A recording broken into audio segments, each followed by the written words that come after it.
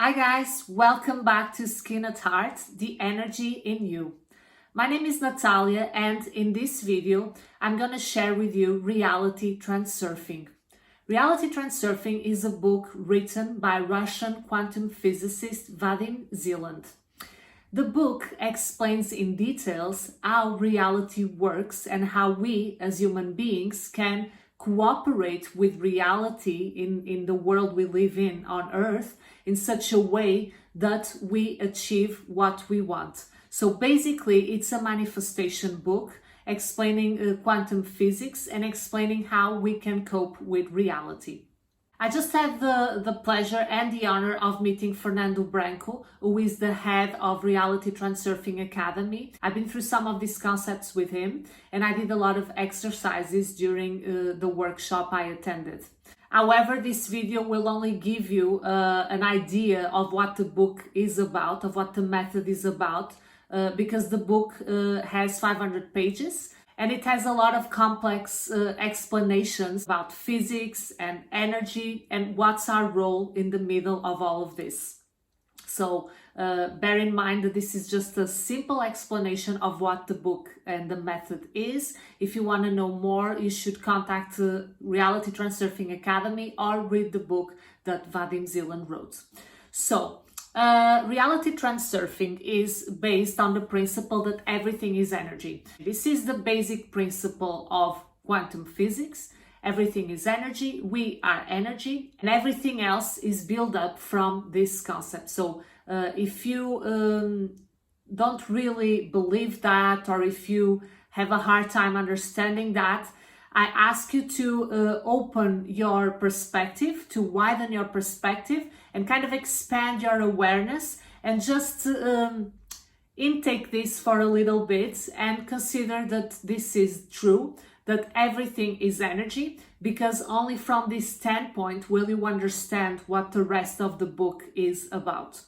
So then, second concept, reality is a mirror. What does this mean? This means that we are energy, our thoughts are energy, so basically reality is a mirror of our own energy. This works with the vibration we are in, so everything that is energetic has a vibration, and the vibration you are in attracts a similar vibration. This is an electricity principle. If we apply this to human beings, this means that whatever we are emanating, whatever our vibration is, it's what we attract. It's what manifests in the world around us. So if everything is energy and reality is a mirror, the way we can control our vibration is by the thoughts we allow ourselves to receive. We are constantly receiving thoughts, and we can choose the ones we focus upon. And if we choose to focus upon the ones that makes us feel good, we will gradually raise our vibration. And as we raise our vibration, we will be a match to other frequencies. We will be a match to higher vibrational frequencies. This is something that Einstein also said when he declared everything is energy and that is all there is to it. Match the frequency of the reality you want, and you cannot help but get that reality. This is not philosophy, this is physics. So Einstein was also talking about all of these principles that Vadim Zeland further explains in Reality Transurfing with just this one simple sentence. So basically that's what it means. Tesla was also another scientist who mentioned this when he said, if you want to know the secrets of the universe, think in terms of energy, frequency, and vibration. So once again, everything is energy, and the energy we are is what our world shows to us. It's what we can see. It's where our attention, where our let's say, it's where our focus is. It's there may be many things happening around us, but if we are vibrating at a certain frequency, we will tend to look at the things that match that frequency. So the idea here is that you raise your vibration. So the idea is that you focus on things that make you feel good, things that actually raise your vibration. Another thing that Zeland explains in the book is the concept of pendulums. Pendulums are, let's say, energy drainers. They feed up of our own energy, and basically they drain our energy. They deviate our attention, and they make us feel drained without energy. The main pendulums are the energy of the emotions. So basically, every time we are diving deeper and deeper into emotions that are very consuming, we are consuming our own energy and we are feeding the pendulum. So the whole book could be summarized in coordination, because the idea here is to coordinate your energy in such a way that you are not feeding pendulums, in such a way that you have free energy that you can use for whatever you want to create, instead of using it for anything else that doesn't really matter to you, but that when you go about your day, in the end, you look back and you're like, what did I do today? You basically just wasted a bunch of energy doing things that wasn't really of your interest, but somehow they appeared and you decided to act on them, or you reacted to them. It's more about reacting here. And therefore you drained yourself of energy, so you were feeding the pendulum. Other non-pendulums can be, for example, people we idolize, or it can be the news, it can be television. Those are also pendulums that depending on the attention we give to them, we are draining ourselves of energy or not, because once again, the main thing that pendulums feed off is the energy of emotions. So this is all about coordinating your emotional state. It's about managing your emotions. Then another concept that comes in this sequence that Zeland mentions is the concept of importance. So there are two types of importance, internal and external. Internal importance is when it's everything that is related with the way we think about ourselves. So we may be thinking we're the best, or we may be thinking we're the worst, but it's related with the way we see ourselves and the importance we give ourselves in the world. Then external importance is about the importance we give to an event or to a specific person.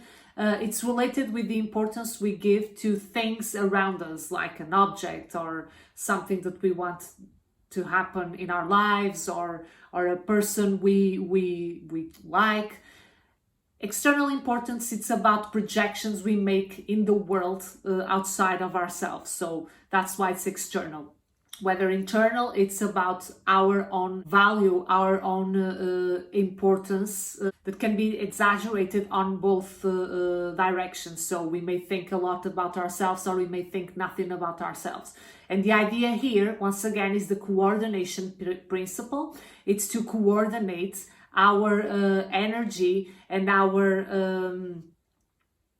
awareness throughout the pendulums and throughout importance. So it's kind of like using the sense of humor to deflate importance. Zeland explains this further in the book, but the idea is that you laugh at yourself, you laugh at the things that happen, because that kind of takes away the vibe of importance that you put to things.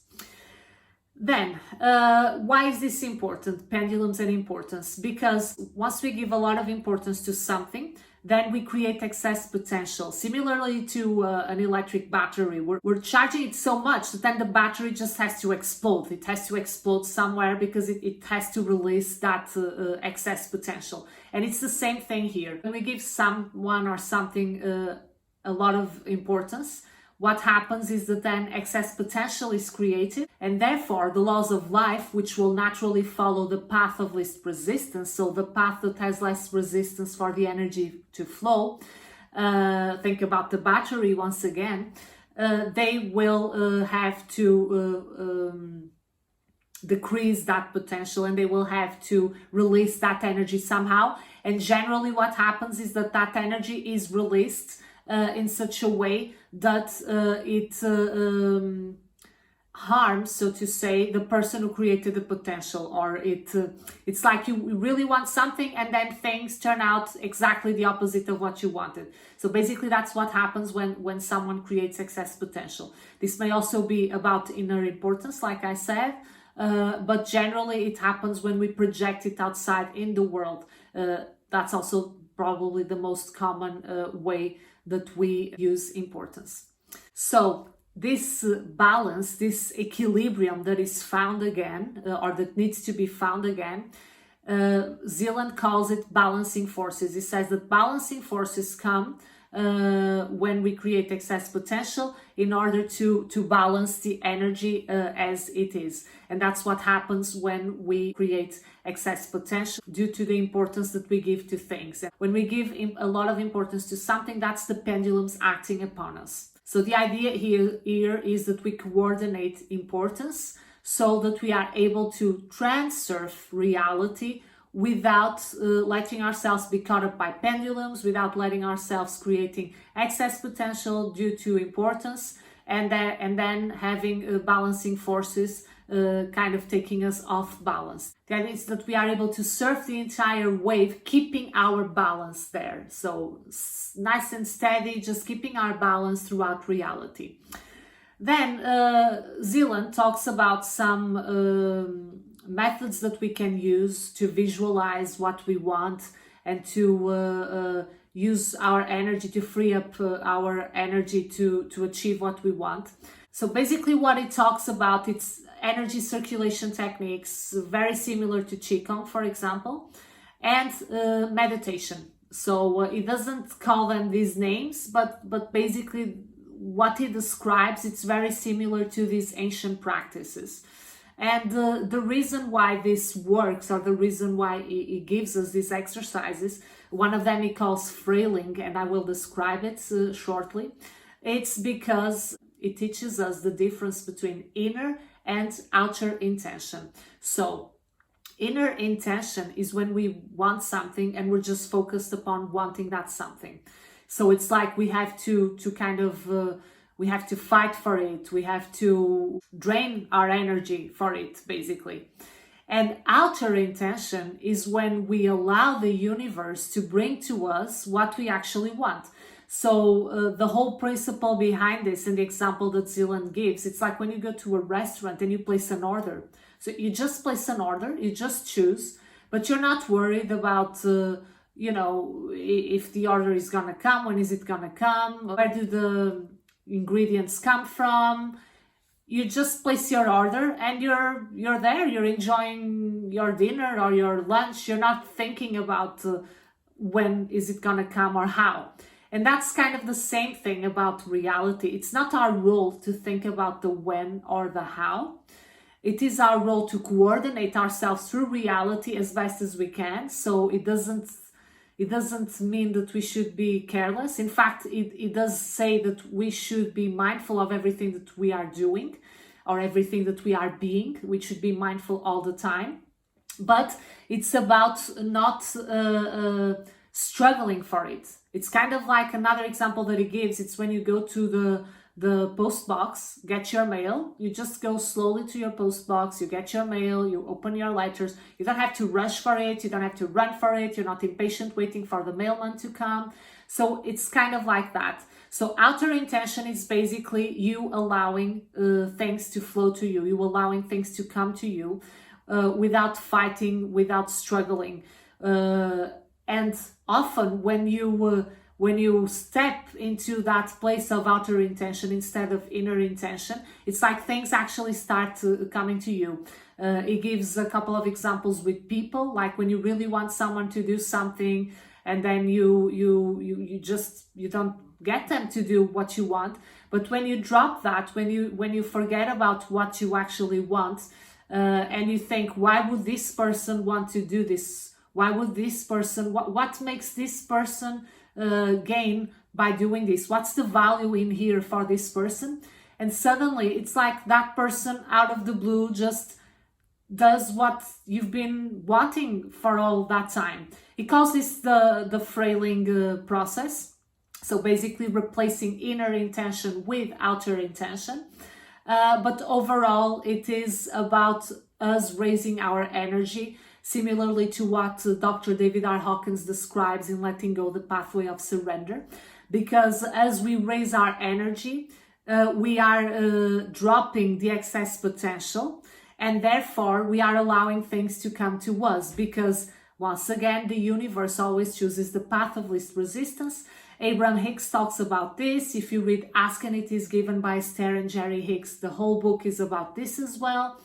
And the more we raise our awareness, the more we go through all the emotional states and we elevate our energy, the more we are vibrating in a frequency that allows things to come to us, because we let go of the need to control, we let go of the need to want to have, and we just become, we become a match to what we want to have by letting go of the need to have it. So basically what all these books talk about, it's an emotional journey. It's the emotional journey between who you are now and who you are when you have all the things that you want. And you can be that person right here, right now.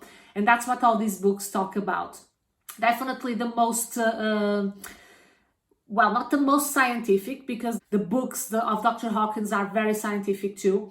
But the one that explains this more with electricity and quantum physics and all the things I studied in engineering is definitely Vadim Zeland.